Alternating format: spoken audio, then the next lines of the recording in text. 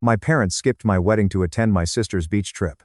Months later, they begged me to attend my sister's wedding. I looked them straight in the eyes and said, "Not this time." I was 32 years old and had just gotten engaged to my girlfriend Olivia, who was 28. We had been together for 5 years, and no one was surprised when I proposed. In fact, our family's newest marriage seemed to be on the way, and everyone appeared genuinely pleased for us. My parents congratulated us. My younger sister, Madison, 27, was thrilled. And my oldest brother, Ethan, 36, stated he was looking forward to the big day. Everything appeared okay at first. Olivia and I agreed on our wedding date rather fast. It was not arbitrary. We chose the anniversary of the day we met. That day had always held particular meaning for us, and getting married on it seemed natural. We nailed it down, reserved the venue, and began planning. At first, my family seemed to agree. My mother inquired about colors and themes. My father joked about making a famous wedding speech, and Madison and Ethan inquired as to where it would take place. Nothing seemed amiss. A few weeks later, my mom gently noted that the date might not be suitable for everyone. Madison was ambiguous at first, but she quickly clarified that she had a conflicting vacation, and Ethan mentioned his corporate, making it appear like our wedding was an afterthought. I brushed it off, figuring it was nothing significant until Madison made it apparent that she was unhappy with it. She informed me that our wedding was set for the week of her annual ladies' vacation, which she and her friends had been doing for many years. She responded as if this was a life or death situation, stating it was awful timing, and she didn't want to pick between her vacation and my wedding. Olivia and I were confused. Our wedding date had been set for months. Madison's trip was something she and her pals might organize at any moment.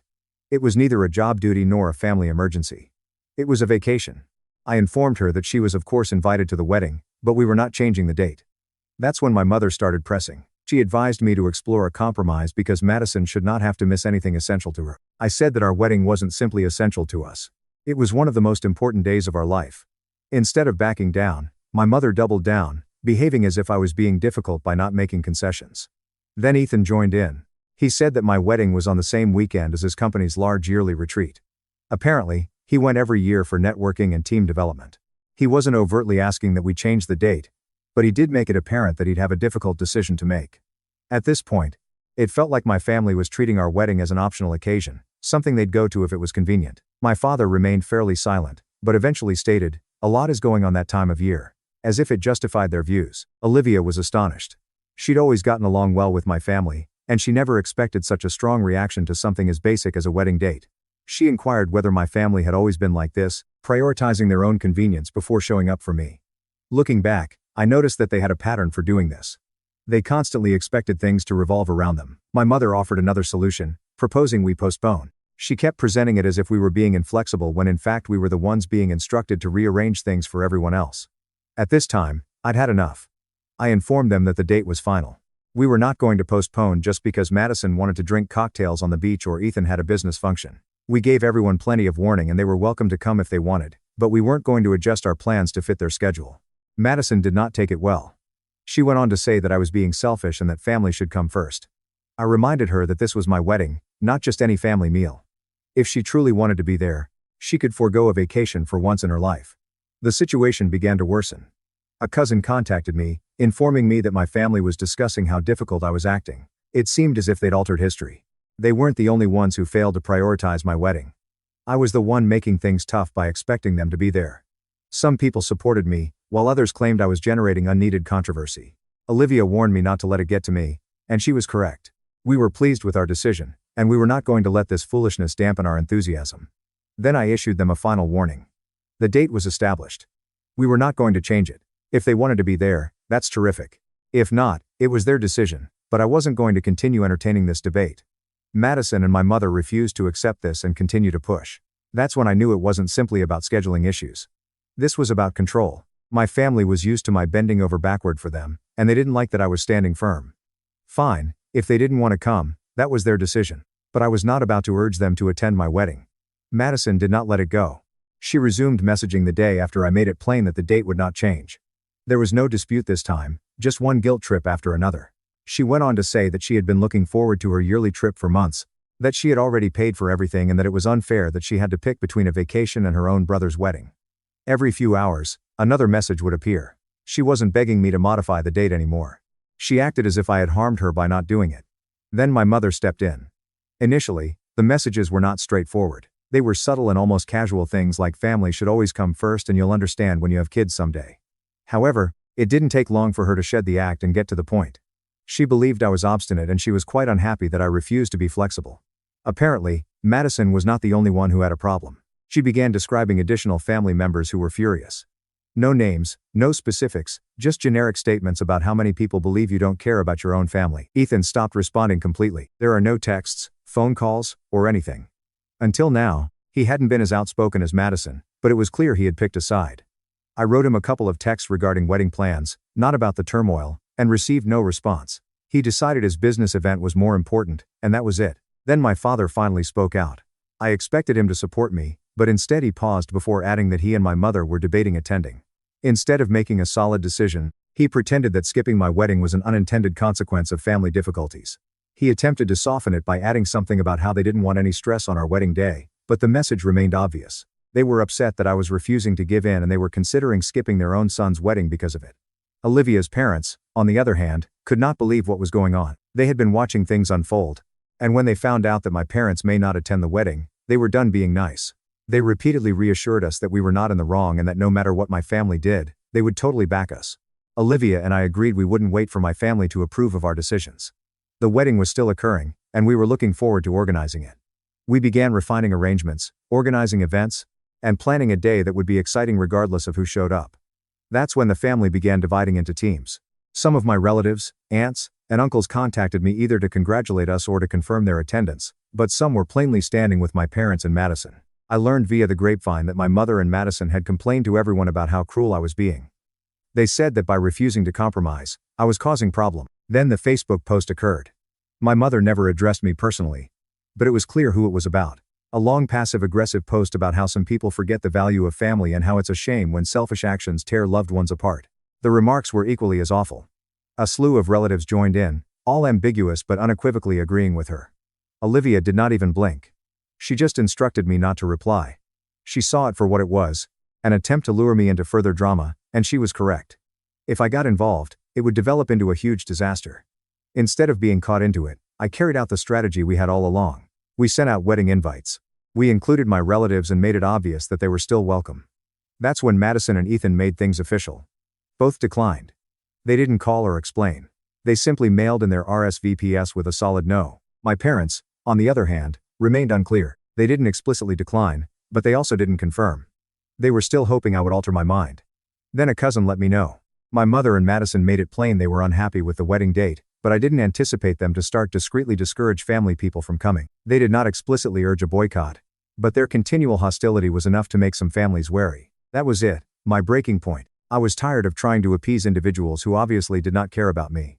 I wasn't going to keep begging my own relatives to show up. Olivia and I sat down, looked at each other, and made our decision. We were not going to waste another second on them. Whether or not my family attended, the wedding was going to be fantastic. And when the honeymoon arrived, we left without telling them anything. The wedding day has arrived. I awoke early, looking at the ceiling for a few seconds before it all became clear. It eventually happened. After months of planning, tension, and turmoil, today was finally the day. Olivia was already up getting dressed in another room with her bridesmaids. The home was abuzz with enthusiasm. Her family had been up since daybreak ensuring that everything was flawless. Then my phone vibrated. A cousin texted, "Just so you know, your parents, Madison and Ethan, aren't coming." There was no reason, no last-minute changes of heart. Just confirmation of what I expected. I put down my phone and got dressed. The outfit fitted well. Everything was in place. Outside, Olivia's parents were making sure the automobiles came on time, greeting visitors, and playing nice music in the background. It was evident that they had moved up. They weren't treating it like any other wedding. They treated it as if it were their son's wedding, not their daughter's. The ceremony was amazing. The venue was crowded with the exception of the vacant seats reserved for my parents, Madison and Ethan. I'd prepared for it, but seeing those empty chairs was something else. Olivia's father led her down the aisle. Her mother was already in tears, and her brother stood alongside her with pride. My side of the family had a few cousins, some aunts and uncles who hadn't bought into my mother's foolishness, and my favorite aunt, Aunt Diane. That was the greatest surprise of the day. I hadn't expected her to arrive, but just as the ceremony began, she snuck into one of the chairs. Later, she drew me aside and shook her head. "I don't care what your mom says. You're my nephew, and I wasn't going to miss this." Olivia and I exchanged vows. The officiant proclaimed us husband and wife, and that was it. No more tension. No more waiting. As soon as we kissed, the entire audience burst out in shouts. The roar of applause, laughter, and enthusiasm drowned away any thoughts I had for my family. Next came the reception. Olivia's family greeted us with love and attention from the moment we came inside. Toasts were made, glasses clinked, and the meal was delicious. Every time I looked around, one of Olivia's family was checking in, ensuring our happiness and making the day more memorable. My family's attempt to make this wedding feel hollow by not attending failed. Halfway through the night, I was handed an envelope. It came from my parents. Inside was a check and a letter reading, "We hope you learn the value of family someday." I folded the note and slid it into my pocket without saying anything. The check went directly into my jacket, unread. Olivia caught on right away. She gripped my hand beneath the table and continued the talk as if nothing had occurred. We danced, joked, and snapped pictures. Nothing was going to ruin the night. The photos and videos then began to spread. Guests commented on how wonderful everything looked. A few relatives even mentioned, wishing my parents had been present. Hours later, Madison expressed her thoughts in a cryptic Instagram story. Some people don't value family traditions. It wasn't surprising, but it was upsetting to see her double down rather than ponder. There were no names or blatant call-outs, but she didn't need to. The timing screamed everything. The next morning, I received another note. This time, it's a voicemail. My mom. It was too lengthy. She wasn't shouting, but her tone was the same as when she wanted me to know I was in the wrong. She talked about how the family was coming apart, how I had pushed them away, and how Madison and Ethan were devastated. She used comments like, "After everything we've done for you, I never thought my own son would do this." Then my father sent an SMS. I regretted how things turned out. However, when I inquired if he had tried to persuade Mom or Madison to rethink, he skirted the topic. His remorse was not over what had transpired. It was about the implications of being silent. Olivia watched me read it and then rolled her eyes. Our wedding was beautiful. Don't let them rewrite it. She was correct. We were not going to let the guilt trips pull us back in. We packed our luggage and headed for our honeymoon without informing anyone where we were going. The honeymoon was ideal. No worry, no drama, just me and Olivia, isolated from everything. We had chosen a lovely resort with white sand beaches, limitless beverages, and a sense of calm that made it easy to forget the bustle leading up to the wedding. For the first several days, we kept our phones turned off. No texts, calls, or interruptions. But drama does not take a vacation. I got on my phone one morning and was instantly inundated with missed calls, unread texts, and notifications from the family group chat. At first, I ignored them. Then Olivia's phone also lighted up. My mother, sister, and even Ethan all called and texted. Something occurred. I opened the group chat, and it was complete mayhem. My mother was in complete meltdown mode, shouting out the family members who had attended the wedding. She said they had betrayed the family by turning there to support me and Olivia.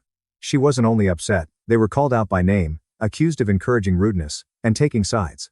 Aunt Diane, who had shocked me by arriving, was the first target. My mother had sent a lengthy, dramatic letter about how I guess loyalty doesn't mean much these days and how some people are too easily persuaded. Madison jumped in to back her up. She wasn't even attempting to conceal her displeasure.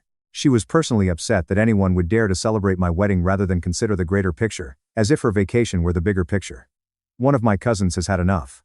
Let me get things straight. You skipped your own son's brother's wedding in favor of a vacation and a work function, and now you're upset with those who did attend. Make it make sense. Madison ignored this and went right to being the victim. A few minutes later, she shared a dramatic Instagram story, a black and white photo with meaningless drivel like. Some people forget who's always been there for them, and loyalty isn't what it used to be. Meanwhile, Ethan has sent me a private message. He hadn't spoken much before, but now he admits he didn't expect things to escalate this quickly. He made it sound like he wanted to remain neutral, but wasn't sure how. His argument was, "I don't want to get in the middle of it." It was too late. Then my mother made her next move. She changed tactics and went straight for Olivia's phone. The message was lengthy, guilt-inducing, and full of feigned care. According to her, I was ripping the family apart, and Olivia needed to calm me down before it was too late. Olivia glanced over the message, groaned, and replied without hesitation. "We're on honeymoon. We're not interested in this drama." She then put down her phone and returned to drinking her martini. People in the group chat continued to argue. While my mother and Madison were furious, a growing number of family members began to object. More photos and videos from the wedding had appeared online, and it was clear how joyful everyone had been, even without my parents, Madison and Ethan. Then, Aunt Diane snapped. "You are humiliating yourself. You made your decision. Now deal with them." That's when my father stepped in. Not publicly, of course. He sent me a quiet, half-hearted note. "I regret how things turned out." That was it. There was no meaningful apology. No standing up to my mother or Madison. Just another pointless regret with no action plan. Then Madison learned about the honeymoon. Apparently, she assumed we were still at home, most likely dealing with wedding cleaning or whatever else she expected us to be doing. But when she learned we were already on a plane and enjoying beverages on a beach without alerting anybody, she became agitated. The group conversation blew up again. She began yelling about how, wow, guess we really mean nothing to you, and you couldn't even tell your own family where you were going. That was enough for me. I sent one final message. You've all made your decisions. I created mine. Have a good week, I said, muting the chat. Returning home after the honeymoon was like walking into another universe. Olivia and I had spent 3 weeks drinking cocktails on the beach while my family had gone through a downward spiral. The notifications began to arrive as soon as we landed and turned on our phones again. The first indicator of trouble was my mother's Facebook breakdown. She had written a lengthy impassioned diatribe about how she never dreamed her own child would turn their back on family and how some people allow strangers to destroy what should have been unbreakable relationships. She didn't mention me by name, but everybody who was familiar with the incident understood who she was referring to. The comments were loaded with distant relatives joining in. Some approving, some visibly uncomfortable, but attempting to remain impartial. Madison was not far behind. She followed up with a sorrowful photo captioned, "Some bonds aren't as strong as you think." There were no names or outright callouts. But the message was clear. She sought compassion and of course received it. Her friends and family members filled the comments with heart emojis and notes saying she deserved more. Then followed the family divide. A cousin contacted me, stating that some family believed my parents and Madison were being difficult, while others simply hoped things had turned out differently. It wasn't an all-out fight, but it was evident that some individuals would rather avoid conflict than admit who was wrong. Apparently, some individuals prioritized avoiding controversy above the wedding event. Then my father showed up. I hadn't heard anything from him since the wedding, only his usual indifferent regrets. It was strange to see him outside of our house. He wasn't the type of man who took decisive action. But here he stood as if he'd realized the harm had been done. He wanted to chat. Inside, he paused, evidently uneasy. He eventually stated that he disagreed with what my mother and Madison had done, but he felt compelled to remain silent. He discussed how they had been furious in the weeks preceding up to the wedding and how they had made it plain that if he tried to push back, there would be consequences for him as well. Olivia sat silently listening, but I could see she didn't believe it, and neither did I. At this time, it was evident that my father was aware that what was happening was improper, but he had done nothing to prevent it. Now that everything had blown out, he wanted to play the helpless intermediary. Olivia did not hold back. She reminded him that he had let it happen. He stood by and watched while my mother and Madison spun falsehoods, guilt-tripped family members, and boycotted their own son's wedding over absolutely ludicrous reasons. That's when I issued my demand. If he truly supported me and regretted how things had turned out, he needed to express it publicly as well as to my mother and Madison. Not in a quiet private talk, not in a whisper that no one else could hear. He needed to stand up for me rather than simply sending meaningless apologies. He immediately backed down. He murmured something about how complex it was and how he didn't want to make it worse. In other words, he was unwilling to take a stance. He preferred to remain in the background and observe everything rather than speak out. That is all I needed to hear. Madison's final move came after he had departed. She sent me a long, insane text about how selfish I was and how I had broken the family's harmony. She went on and on about how I had embarrassed her and how this is why no one respects you anymore. That was all. I was finished. I blocked her. No more texting. No more passive-aggressive social media posts. Enough of her crap. Gone. Not long later, Ethan reached out. His message was straightforward. I should have done more. I apologize. He did not explain his silence. I did not try to rationalize it, just acknowledge that he had failed to assist me when he should have. At this time, I realized that some family members would never change. My mom and Madison were still sure that they had done nothing wrong. My father was too cowardly to challenge them, but Ethan was beginning to see it. Maybe not enough to stand up to them totally, but enough to recognize he was mistaken. That was enough for me to know Olivia and I were going ahead without them. Months have passed. Following the wedding pandemonium, social media meltdowns, and botched guilt trips, I believed my family had finally accepted reality.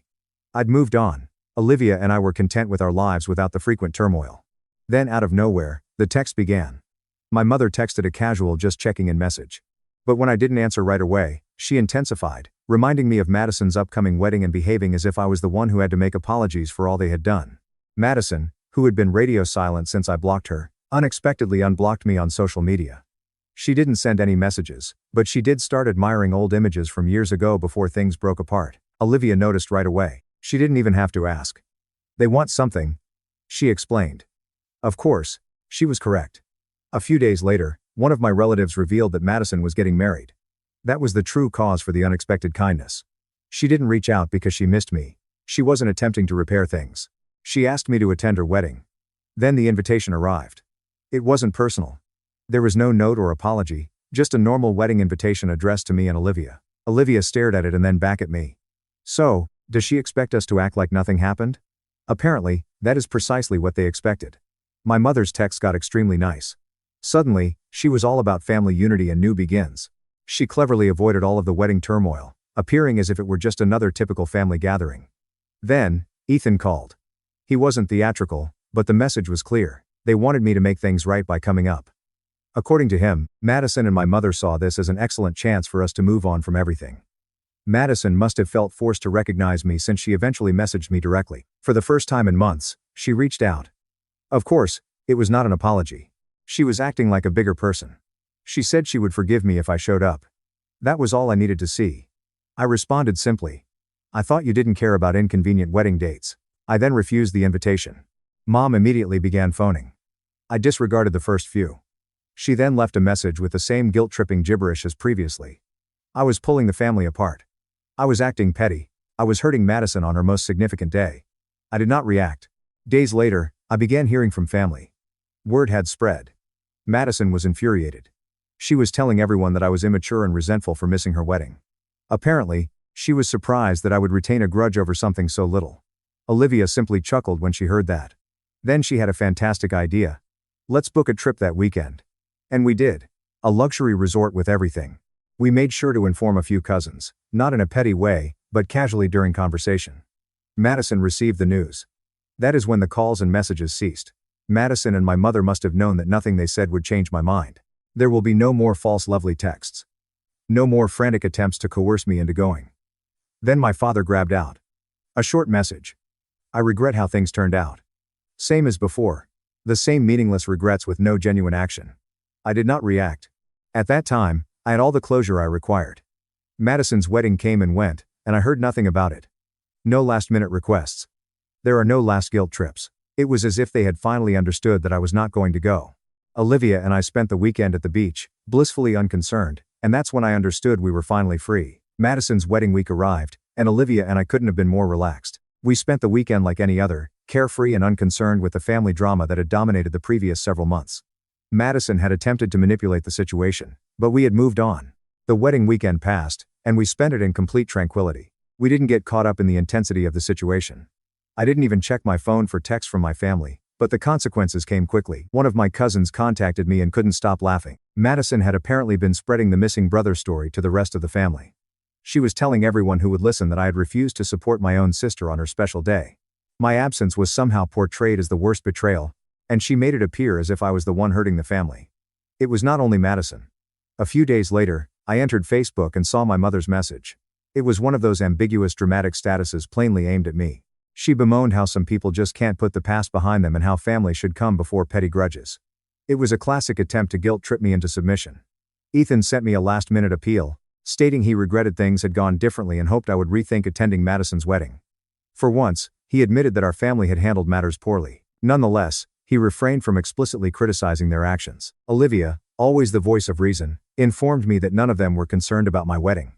None of them respected my limits or helped me get through the problem with Madison. She was correct. I owe them nothing. Madison texted me pretending to be the larger person just as I thought things were about to calm down. She replied, "It would mean a lot if you came, but I understand if you're still holding a grudge." It was a phony olive branch, but I saw through it. I didn't waste time exchanging niceties. I responded, "You weren't willing to change your plans for my wedding, but I should drop everything for yours." That did not go over well. She flipped immediately. Within minutes, she accused me of being selfish and fixated on the past. I was not surprised. It was the usual Madison, constantly attempting to change the script when things didn't go her way. My mother wasn't done either. A few hours later, she called, teary and frantic. She said that the family was breaking apart because of me and that if I didn't fix things, they would never be the same again. I was not buying it. I'd heard this manipulation too many times. I told her plainly, "Madison and the rest of you made your choices, and now I'm making mine." That was the last time I took her calls. Regarding the wedding, I heard bits and pieces from the extended family. There was some little rumor about tension throughout the event, such as Madison repeatedly criticizing my absence and how unjust it was, but I didn't care. Madison had created her bed. Now she had to lay in it. Then Ethan sent his message. It was many days later after the wedding had concluded. He informed me that the wedding had been a fiasco due to all the commotion. The tension was evident and people were muttering about how family feuds had wrecked everything. But Madison made one final nasty move. She did exactly what I expected. She made an Instagram update. The caption was about being grateful for the real family who showed up and cutting toxic people out of her life. The irony was not lost on anyone. She had cut me off for just setting limits, but now she pretended to be the embodiment of grace. Of course, my father came through with a private confession. He recognized Madison and Mom had gone too far, but he refused to take a public stance. He admitted he hated how things turned out, but was too terrified to speak anything. His cowardice was irritating. He had been silent the entire time and now he was acting as if he were trapped in the midst. At this moment, I was finished. Olivia and I were not going to waste another second at this circus. We didn't need this turmoil in our life. Instead, we scheduled a lavish meal to celebrate our newfound independence. Madison's wedding was over and we had come out on top. We weren't concerned about the turmoil. We didn't mind the passive-aggressive posts.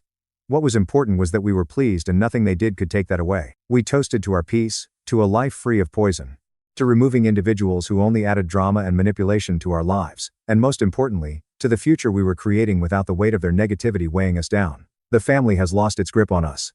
It's been just over a year since Madison's wedding, and I haven't heard anything from my family. I am not surprised. The dust has cleared, and while I have moved on, the effects of the pandemonium are still being felt. Madison's marriage, for one, is going apart quicker than I could have anticipated. Less than a year after the wedding, a cousin informed me that Madison and her new husband were always squabbling. Apparently, it was about economics and competing life objectives, two common concerns that arise when individuals hurry into things. Madison was always concerned with appearances, and I suppose the ideal fairy tale wedding wasn't enough to keep things together. I heard Madison was distraught, but I didn't feel any sympathy. She'd spent months portraying me as the villain in her story, but suddenly the narrative was shifting. Her marriage was not ideal, and no amount of social media filters could alter that. Mom, as predicted, was still pretending that everything was all right, even if it wasn't. She never recognized my wedding, not in private, not in public, not even with a half-hearted Facebook comment. She continued the quiet treatment, never sharing any images or acknowledging anything. She refused to acknowledge that the true reason I walked away was because she and Madison had made it hard for me to stay. However, I did observe something odd. My father began loving some of the images I shared of Olivia and me, shots of us traveling, attending events, and simply living our life. At first, I assumed it was a coincidence, but no. He liked practically every image, and even said, "Good to see you happy." Nonetheless, he never said anything publicly. He never recognized our wedding. It seemed as if he was attempting to offer solidarity without actually being by me in any meaningful sense. Ethan, who had remained relatively impartial throughout, began to exhibit indications of fatigue. He had contacted me a couple times, casually messaging about unrelated topics, old family memories, and mutual friends. Then one day, he simply said it. He confessed that the family's turmoil had affected him. He informed me that he could no longer keep up with the turmoil between Madison, Mom, and Dad. He claimed he was constantly caught in the middle, attempting to mediate while everyone else exacerbated the situation. But Madison's conduct wasn't improving. It was as if she couldn't take being the one left out of everything. I observed a series of hazy postings on her social media about growing up with poisonous people and recognizing who didn't care. It was obvious that she was referring to me. But by this time, I had stopped paying attention to her foolishness. Then the true twist arrived. Olivia and I discovered we were pregnant. It was a watershed moment for us, something we'd been hoping for and working towards. We kept the news to ourselves at first, only telling a few supportive family members who had been there for us during the storm. But as much as we wanted to enjoy the occasion, I should have anticipated how my mother would respond. She learned from a relative, not from me. When she did, it prompted a breakdown. The first thing she did was contact me saying, "I hope you don't punish your child the way you punished your family." She had the audacity to blame me for not telling her first, as if she was entitled to the knowledge. Olivia had had enough at that time. She blocked my mother and Madison from all social media platforms, unwilling to put up with any more turmoil. I did not blame her. I'd had it with them for a long time, but Olivia was trying to be pleasant to maintain the peace. The ship had sailed. My father sent me a note shortly after. He expressed concern about the family coming apart and asked if we could mend things before the baby arrives. It was the same old pattern. He asked me to simply forgive and forget, to let it all go for the sake of family. But I wasn't falling for it anymore. I made it clear to him that only positive supporting individuals would be in our child's life. No exclusion. I was not going to allow Madison or Mom get us down anymore. This was a new chapter for Olivia and me. And I wasn't going to let them wreck it as they did everything else. Ethan was finally seeing the light. He gradually distanced himself from Madison and Mom. He stated that he could see how poisonous the situation had become and that he just did not have the stamina to deal with the drama. I could tell he was divided. But he understood deep down that side with Mom and Madison would just perpetuate the turmoil. Then came the final power move. Olivia and I decided to give a large baby shower without inviting my close relatives. It was neither petty nor spiteful. It was just a straightforward, honest depiction of our feelings. We didn't need them to commemorate this milestone. We had friends, extended relatives, and a strong support network that genuinely cared. The shower was everything we hoped for. Happy, romantic, and stress-free. The individuals who mattered were present, and that is all that counted. We didn't need Madison's approval, or Mom's pretend pity. What is the best part? They had no idea. They weren't even on the guest list, and that seemed like the greatest victory of all. We had moved on, and we intended to continue our journey together without the baggage. It's been more than 3 years since Madison's wedding, and whatever doubts I had about my decision to break connections with my family have vanished. Madison's divorce was finalized last week, and the outcome was nearly poetic. Less than 2 years after the wedding, she had created a show of it, and now her marriage had entirely failed. I don't have all the specifics, but I've heard enough via the grapevine to know it was only a matter of time. She hurried into that marriage like she had with everything else. And the fissures appeared almost immediately. But true to form, my mother attempted to twist the whole situation. Instead of accepting responsibility for her failure, Madison resorted to Facebook to spread the word about how she had been duped by a bad spouse who took advantage of her good heart. She made a lengthy statement about how heartbroken she was for Madison, how unfair everything was, and how this was a lesson in trusting others. Of course, nothing was said about how Madison's actions led to the disaster. My mother couldn't bring herself to accept her role in all of this. Then came Ethan. He sent me a note late one night that was simple yet profound. It was the type of communication I had been hoping for, but did not expect. It read, "You were correct. Mom and Madison are poisonous." That was all. There is no fluff or excuses, just the facts. I was not even furious. Ethan had spent years pacing the line between us and them, attempting to maintain peace. But now he'd seen it as well, and I could tell he'd had enough. I did not respond straight away. I knew Ethan needed time to process, just as I did. A few days later, my mother delivered her apology. She sent me a lengthy email expressing she was sorry for how things had ended out and how difficult the entire situation had been for her. But as usual, it wasn't a genuine apology. It was more about how she was dealing with the consequences, how difficult it was to lose her kid, and how much she hoped we could all get along. She made care to note how much suffering she'd been in throughout the ordeal, which unsurprisingly did not include addressing how much she contributed to the disaster. Then the real kicker arrived. A cousin, with whom I still maintained some sort of contact, reached out to warn me about a family gathering that my mother was preparing. Mom apparently planned a surprise gathering to push me to make apologies. She informed everyone else that she was praying for a miracle that would reunite the family. It was evident that she was trying to put me on the spot and push me to be the bigger person. Olivia had no patience for this and I couldn't fault her. She firmly stated, "Our child does not need to be around that negativity." No way. I fully agree with her. We'd come so far in creating a tranquil existence, and I wasn't about to allow my mother or Madison drag us back into their toxic drama. There was no way I was going to go into a reunion where I was supposed to be the villain. So, I did what I needed to do. I formally blocked my mother, Madison, and everyone else in the family who continued to support their side. It wasn't just social media. I banned them from everything, texts, emails, and everything. I was not going to play those games anymore. Then, my father sent me a final SMS. It was similar to his previous communications in that he expressed sorrow, but was still unwilling to openly support me. He just responded, "I wish things had turned out differently, but I understand why you're done."